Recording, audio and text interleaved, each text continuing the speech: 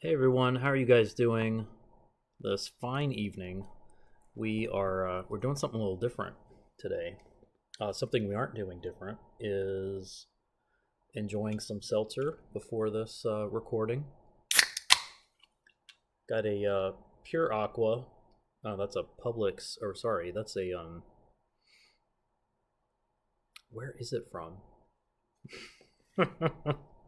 it's a it's a bottom shelf brand, Bellevue. I have lemon flavored sparkling water tonight. So that's what we're going to be imbibing as we go through this.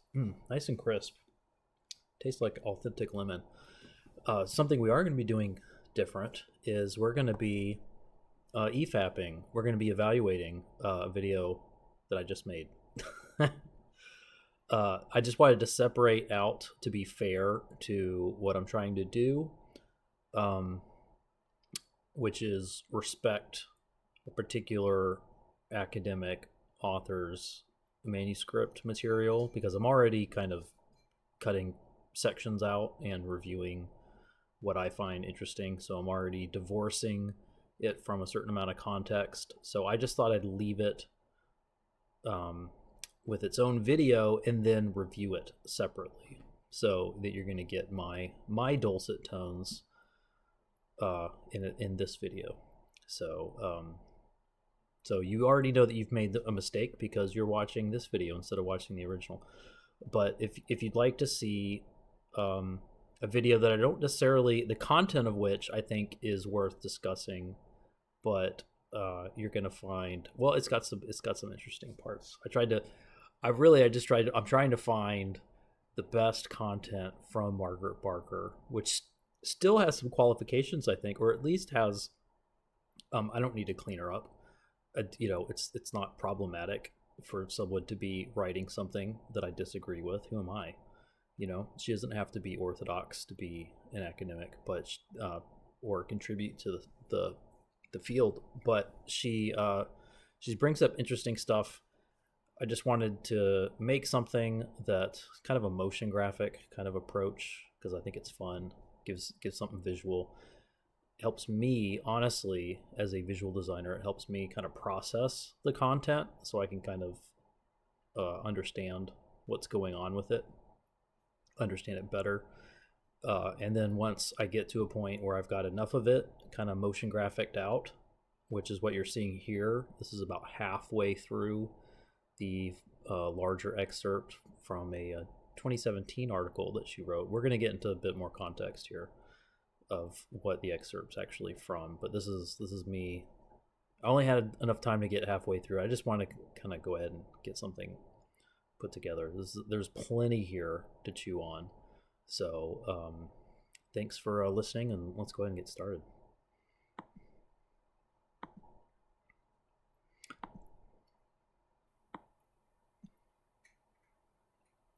Yep. Scroller's intro. Nice and pixelated. Josephus described the menorah in Moses' tabernacle as having 70 ornaments, consisting of globules, lilies, pomegranates, and bowls. So just off to this, just to give you some context here, highly recommend reading that 2017 article. In order to post a link in comments now, I either have to build up this channel for a couple months, or I have to send them a video of myself and my driver's license. I'd rather not do that. For Google. So we're just going to build up the channel. You can certainly, that article that you see at the bottom, it's going to be cited across this entire thing. Feel free to find it. It's free. And we're just going to, obviously I just kind of took this and then tried to find like nice old wizened lady AI voice to read it. This is not Margaret Barker reading it. It is a robot, and the context is that she's gotten particularly excited, as one does, as Margaret Barker in particular does, Dr. Barker does, is whereas most of her colleagues have concluded, I think Israeli Antiquities is just indefinitely gonna say they're not sure. Jordanian Antiquities, who claimed the site, believe that they're absolutely legitimate, and of course they would. Of course, Israeli Antiquities wouldn't, and then there's these people who are super excited about it. The consensus of these lead books found in Jordan is that a lot of them are forgeries. A lot of them are not. And from what I could tell from their website, spending about an hour on it, they've made a lot of multimedia content trying to explain their conclusions, their initial conclusions. These were only found about a little over a decade ago. That they probably come from the Bar Kokhba revolt, 132 to 135 thereabouts, and that there were some Jordanian herdsmen who found them, and gotta make sure I'm not confusing this with Dead Sea Scrolls findings. Might not have been a herdsman, but a local Jordanian guy had found them, and some people had been replicating off of those to multiply their profits. But there's a lot in the trove of lead tablets, lead codices that simply don't bear any hallmarks of being forgeries. The problem is that they don't recognizably have they don't have an easy interpretation, which is what you'd expect if they were a forgery in most cases, right? You'd expect which is how a lot of the forgeries were identified, is that they're just copies off, coin imagery. There was like a tombstone, I think, that was copied in one instance. This menorah, for instance, has no known archetype from which it's coming from. So, yeah, there's a lot of really interesting stuff. And Margaret Barker she just flips out about these. I think from a recent interview I heard from a year ago, she still thinks constantly about them. She spends hours a week studying them. It has since at least 2017, and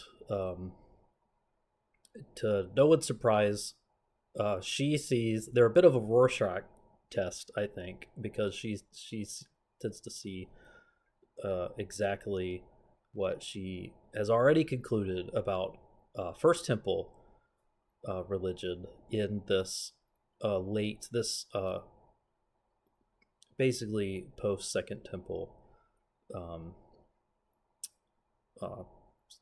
These lead books, these source texts, but because of her boldness, and this is why we like Margaret Barker, is that she's actually drawing some very sensible conclusions, whereas a lot of academics are so worried about being super safe, they never contribute to the field at all. They certainly wouldn't touch some controversial codices that appear to be to push like esoteric Jewish mysticism back into the Second Temple period, something not everyone is super excited about doing, and playing around with stuff that basically looks like early Jewish Kabbalah before it was a thing, before it was hot. Margaret Barker's interested in it. She thinks this is the Mother of God depicted here. But the excerpt we're gonna EFAP, if I will let her play for more than 15 seconds, is worth listening to. So we're gonna do that. So I just set the stage for you. Maybe the 70 circles were the ornaments, but then there is the question: why 70 ornaments? Oh, so I should say, so let's back up. This is good stuff. First described the menorah in Moses' tabernacle as having 70 ornaments, consisting of globules, lilies, pomegranates, and bowls. Maybe the 70 circles were the ornaments, but then there is the question: why 70 ornaments? So Josephus, right? So she will often Barker will often look at Josephus as someone who is coming from a perspective. I don't. Let's just say she tends to trust Josephus over Leviticus, or Leviticus doesn't describe uh, quite the same menorah, but okay. Long story short, there's one menorah in Leviticus in the tabernacle period. There are 10 menorahs, five on each side inside the temple in the first temple period. Interestingly enough, the period that Barker thinks they were worshiping a divine feminine figure, so that doesn't add up.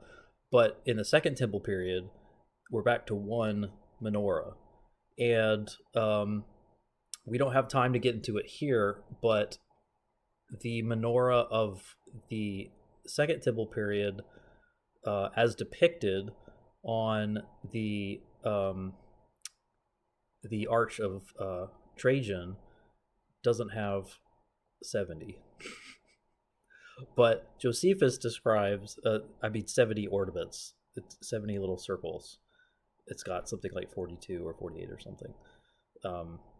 This one does, and it would be very surprising. This is the first time ever that somebody has either forged or in the at during a revolt period at the very end of the second temple period, just the living memory of that second temple, someone is drawing something that sounds a lot like Josephus's. So let's look at this a little bit more. Why 70? The menorah had 7 branches, and 70 ornaments suggests 10 per lamp. The obvious link to biblical symbolism is the dragon snake in the book of Revelation, who had 7 heads with 10 horns on each, and whose agent, the beast from the sea, also had 7 heads with 10 horns on each. Yeah, so see what's going on there. So why 70? Obviously the image here on the left isn't, we're not looking at 10 ornaments per branch, but 70 is a funny number because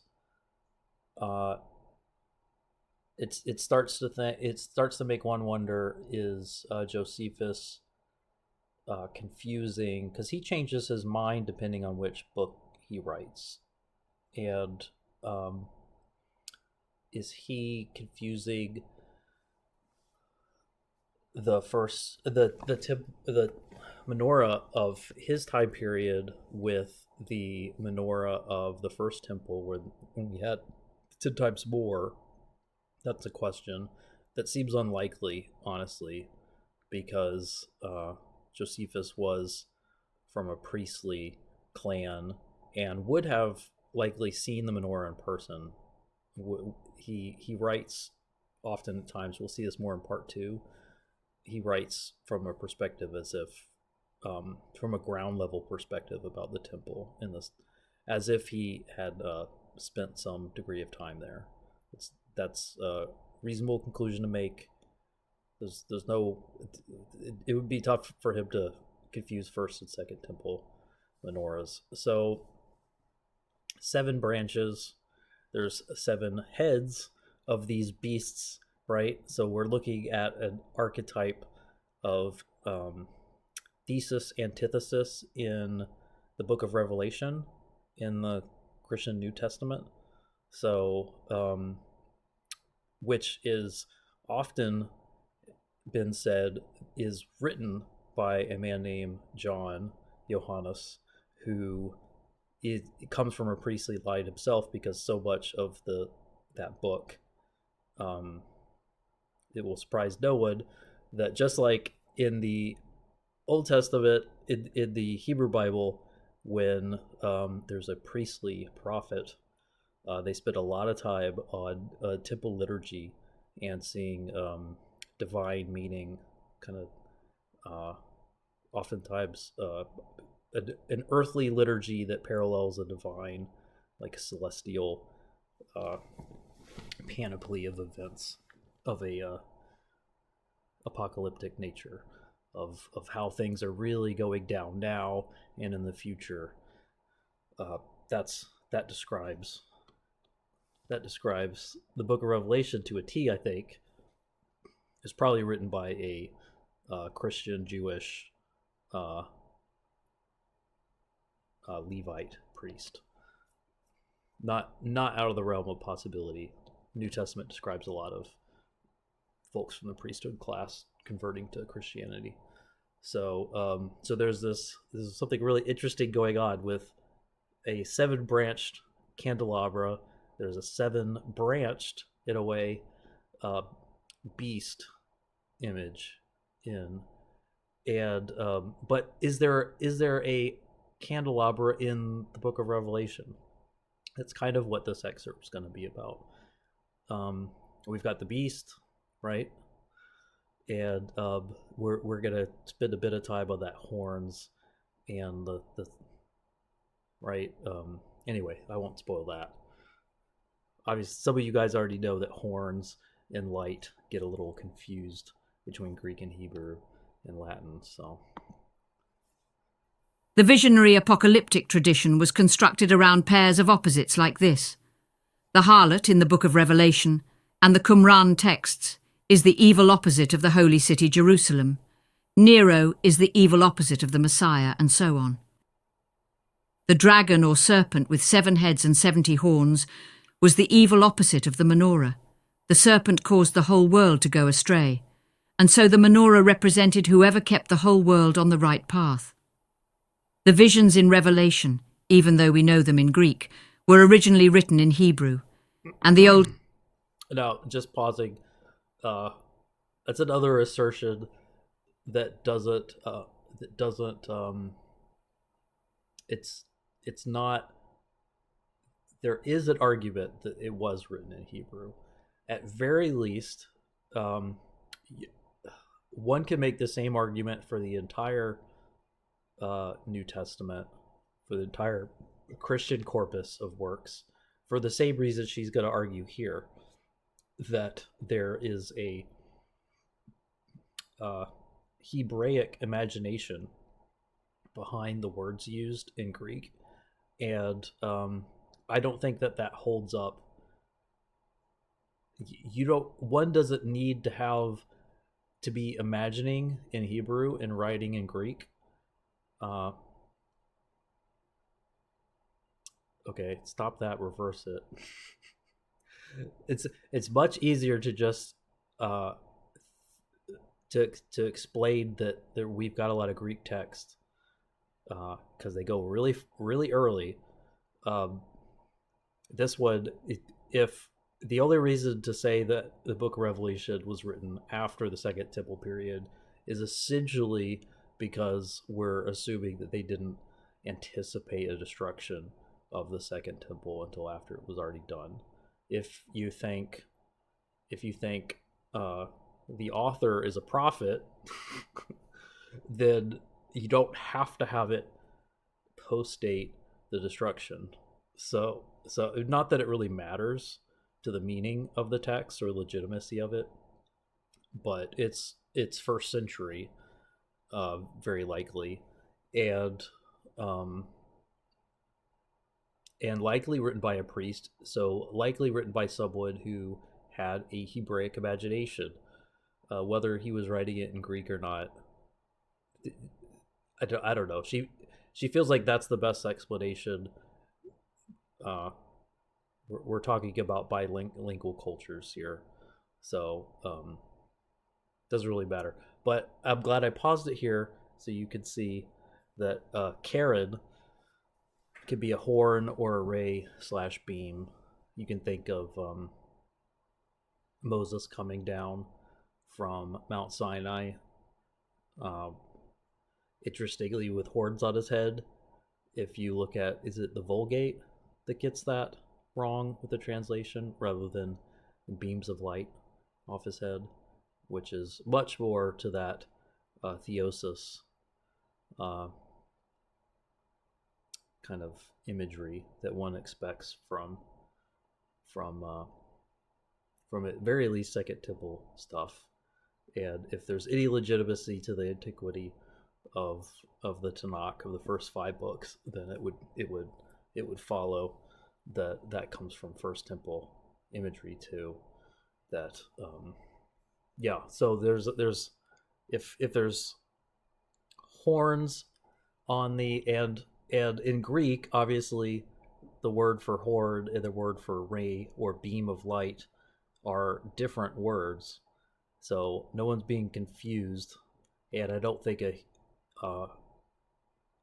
Hebrew original needs to be invoked here, but basically, horns and light, they're related in a Hebrew imagination. I'm already over cooking the point, but you've got those horns on the beast, right? And you've got the beams, you've got the light, the rays, the beams, the candles, the flames on the candelabra. Old Hebrew wordplay is clear in many places, although lost in the Greek translation. Since horn in Hebrew also means beam of light, the dragon and his 70 horns was opposed to the 70 lights of the menorah. The dragon was thrown... There's a lot of imagery of horned... I mean, one can think of the goat to Azazel. There's reason for someone with a Hebraic imagination to associate horns for the anti-type of the menorah. It doesn't necessarily mean... Man, I could have saved you 5 minutes. It just said it doesn't necessarily mean that someone mistranslated that early on in the 1st century, that they mistranslated a Hebrew original from light to horns. I don't think the author John was thinking of lights on the head like Moses for the Antichrist beast. I think he was probably thinking of horns, but he wanted you to compare it to the menorah. So, from heaven, together with his angels, who were 1/3 of the stars. They fought against the woman and her children, but Michael and his angels defended her. Presumably they too were stars, like the heavenly host that fought with Deborah, and the angel host described in the Qumran war scroll that was expected to join the sons of light in their battle against the mysterious Kittim. The sons of light described in the war scroll were exiled in the wilderness.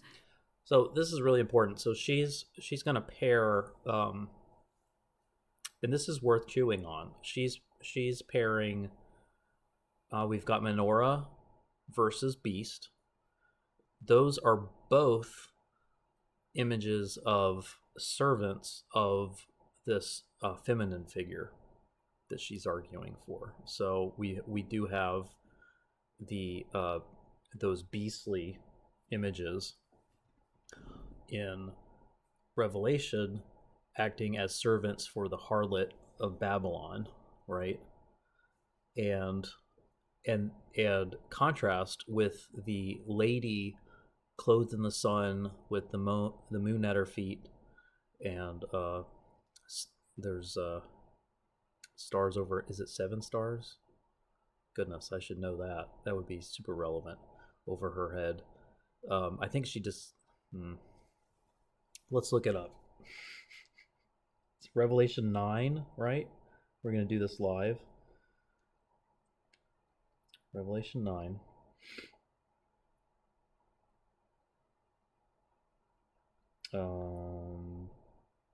Locusts, sounding trumpets. Nope. Is it 7 or 9? Nope. Where's the lady? 144,000. Great multitude in white robes. Nope. Lady clothed in the sun. Chapter 12. Gosh, why did I do that? Revelation 12 NIV. Okay.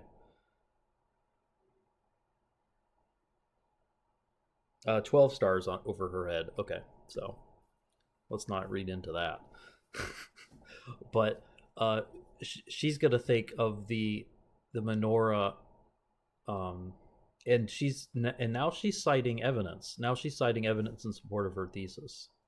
She's citing content that she believes is evidence in support of her thesis, that the menorah is in service to this divine feminine figure, which and that pairing is contrasted with the beast and the Whore of Babylon. So that's what's going on. And yeah. Much like the woman clothed in the sun of Revelation 12. Oh. The motif of exile for time, 2 times and half a time is another cryptic detail of Revelation 12.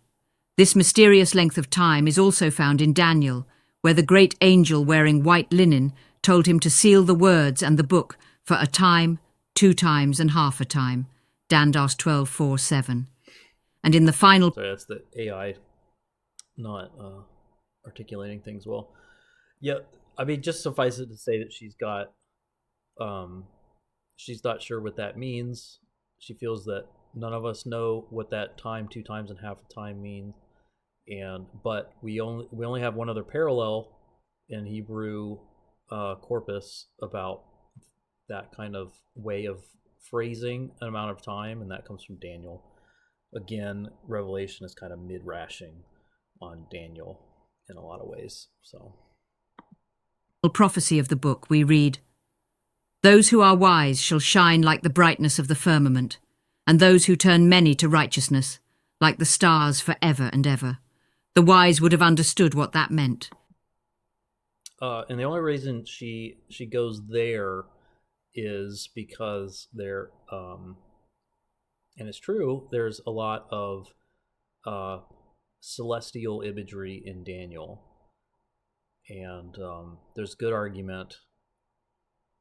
A lot of ink has been spilled on understanding a similarly celestial way of framing this kind of a lot of the more cryptic passages in the Book of Revelation. So that's why you saw I'm already kind of running away with that a little bit, because I think you saw earlier on, I've got the menorah in the sky, the beast in the sky, that sort of thing, in the night sky, as if they're constellations. So the angel of the Lord spoke of this to the father of John the Baptist, when he told him of the birth of his son. He will turn the hearts of the fathers to the children, and the disobedient to the wisdom of the just or righteous ones, to make ready for the Lord a people prepared. The 70 lights of the menorah appear in the story of Jesus sending out 70 to proclaim the kingdom. But why 70? They had power over demons, serpents, and scorpions, and when they returned to report their success, Jesus said that he had seen Satan fall from heaven. see that? He linked the number 70 to the fall of Satan recorded in Revelation, and Jesus saw his 70 as warriors against the dragon with his 70 horns. They had power to tread on serpents and scorpions and the power of Satan. There may have been others who saw themselves as these warriors, but St. Luke shows that the followers of Jesus certainly saw themselves that way. So she is kind of leaning into this idea that there was a parallel, there was a cult within the broader Judaic religious structure that had a memory of an older tradition intimately associated with that menorah of the first temple that had been suppressed since the Maccabean reforms, and probably earlier in the time of Josiah, just to make sure I'm not burying that lead. But if you don't want to run all the way down that garden path with Margaret Barker, you have to admit that uh, this parallelism clearly seems to be. I'm convinced that it's an archetypical structure that is being played with by New Testament authors. I think they're aware of some kind of menorah like under way of understanding that um, by certainly by the first century. That's and some would argue it's challenging to say what the menorah meant in the time of the tabernacle. I think it's more likely to be it's some kind of tree of life, probably with mixed with which the burning bush was probably very that's not just a bush on fire.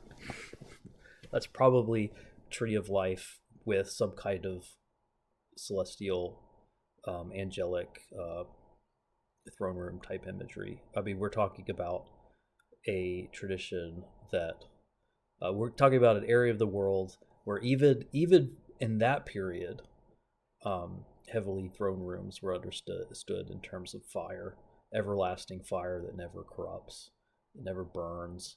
We're talking about fire, a world of fiery beings, which is another way to talk about a world that of beings that have the power to cleanse and to destroy, to judge, basically, or it choose to refine and purify, or to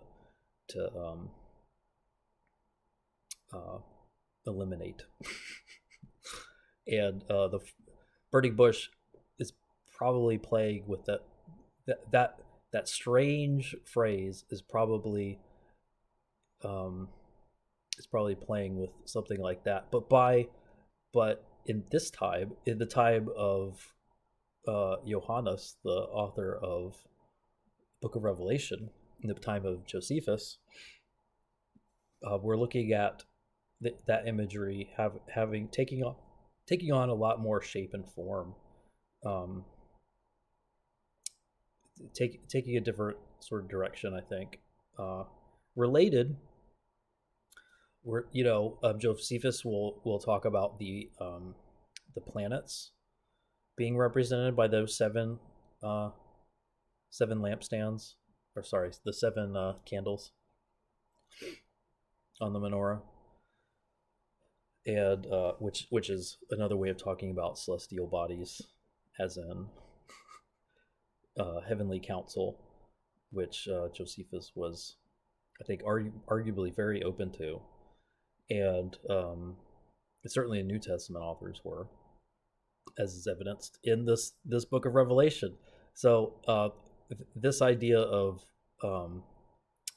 the counsel of Jesus going out as lights into the world, and confronting the horny, as in having horns, the thorny beasts and scorpions, and the pointy, sharpy, the antagonists of the sons of light. I just think there's a lot of explanatory value in this. It's wild that it takes that Barker will touch it and no one else will. It's hilarious to me that she's taken. The only reason she's writing this is because she is arguing for the legitimacy of a book, this lead codex that a lot of people are not even saying is legitimate. But you don't need the lead codex. You don't, because you could just get this stuff from Josephus, the 70, and you don't need the divine feminine archetype, as Margaret Barker sees it. Divine feminine is all over. Uh, sorry, bros. Divine feminine is are already all over Revelation, particularly Revelation 12. That celestial imagery of the woman clothed in the sun, with the moon at her feet, with a diadem of 12 stars upon her head. That is a divine feminine image of the bride of Christ. And who else could be fit for the Son of God than a divine feminine figure? That's a noble pairing, if I can say so. So and her children, these members of the members of the body of the body of Christ, aka the bride of Christ, are going to be associated with light, with this candelabra type archetype stuff. We often think about Jesus says as, I forget if she's already said it or if she's about to say it, but Margaret does quote Jesus when he talks about a light on a lampstand, that we don't hide it under a bushel basket, right? And we think of those little clay tchotchkes that you can buy in Jerusalem markets, or something like that. Jesus may have well been imagining that with his analogy, but there's a framework going on in this book and in the Gospels, in Revelation and in Matthew, Mark, Luke, and John, that is talking about a specific lamp, a temple lamp. And why would it not be the temple lamp? Why would it just be a commercial lamp made out of clay that you throw away after a week? Why would it not be with all the temple imagery? When Jesus says he is the light, and he does so on the is it Feast of Booths? Is that when he announces that he's the light? I mean, he himself ascribes menorah imagery to himself, and similarly, he may be ascribing menorah imagery to his disciples. There's no reason to overrule that. I don't think there's a stronger argument to say that he's most certainly not doing that. And there's a lot of explanatory value. It ends up explaining a lot of other tangential stuff, as you're seeing, like the beast paired with the harlot, and that being antitype of the woman and her child, and lights, horns, all that sort of thing. They were the beams of light from the menorah. They were children of the light. They were the light of the world. Jesus claimed this title for himself when he was in the temple for the Feast of Tabernacles, but he also gave it to all his followers. The lights should not to be hidden, he said, but put on the lampstand or look near. Had these lights been hidden away? And was this a reference to a particular lampstand, since the same Greek word was used for the menorah? Were the... I had to work really hard to get it to say luknia in Greek. Had to spell it pretty funny to get the robot to say it right. The British robot doesn't want to pronounce it right. But there you go. I already stole the thunder. But, well, let's just finish it out. Sons of light themselves are part of the menorah light? Yes, they were. Sons of Light were part of the menorah light. So, as you can see, there's really good reason to read Margaret Barker, even in 2017, which is about 20 years deep into her being essentially considered a darling of Mormons, who obviously they've got their own reasons for like a divine feminine character in the Bible. progressive Anglicans, environmentalists, Methodists, and Reformed Jewish rabbis. You don't have to. God bless all those people for reading Margaret Barker, but you don't have to be of a particular progressive ideological persuasion to find some gold in Them There Are Hills with Margaret Barker.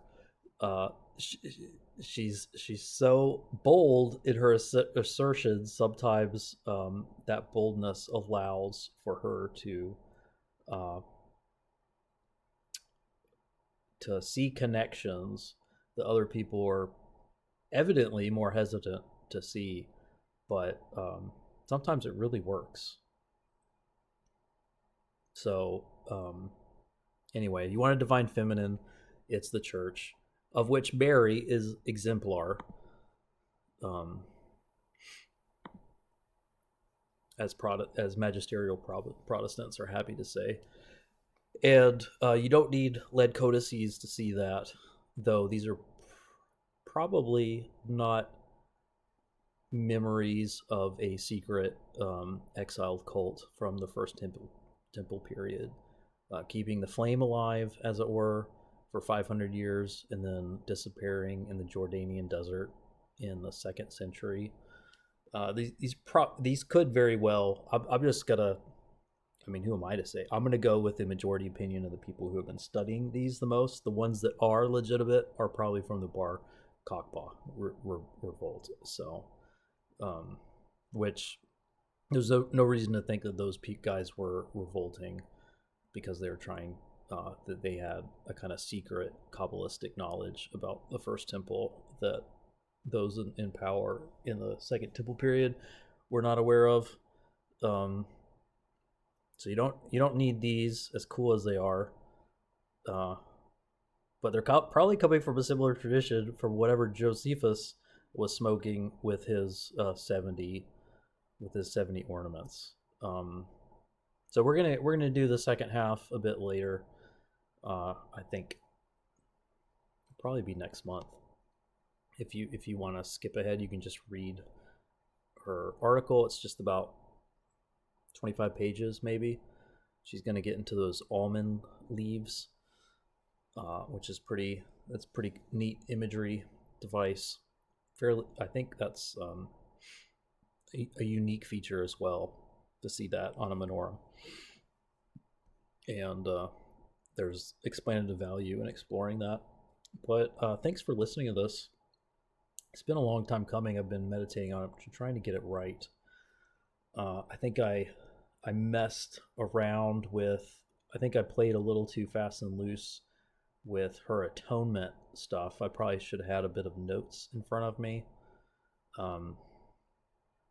So I was kind of held to the flame a little bit on that, and I appreciate that.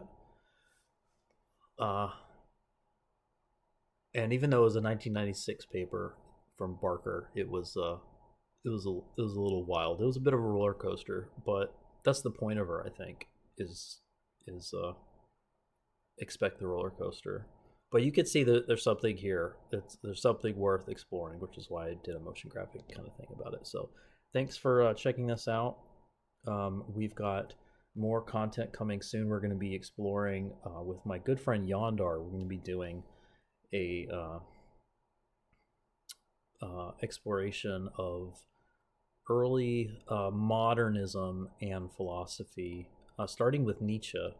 We're gonna see how the seeds are sown in Nietzsche, kind of clarifying some, dispelling some myths, clarifying some distinctions about what Nietzsche actually believed rather than what people say he believed, and what he authentically did believe, how that what those which of those were seeds that would lead to some of the conscious and sustained anxiety that all the way down to our current age with the meaning crisis, things that tie into people like Jonathan Vervaeke.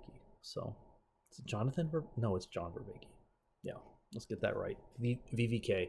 So that's what's coming soon. I think we're going to record that on Tuesday, and then we're going to post that up here. So thanks so much for listening. Talk to you guys later.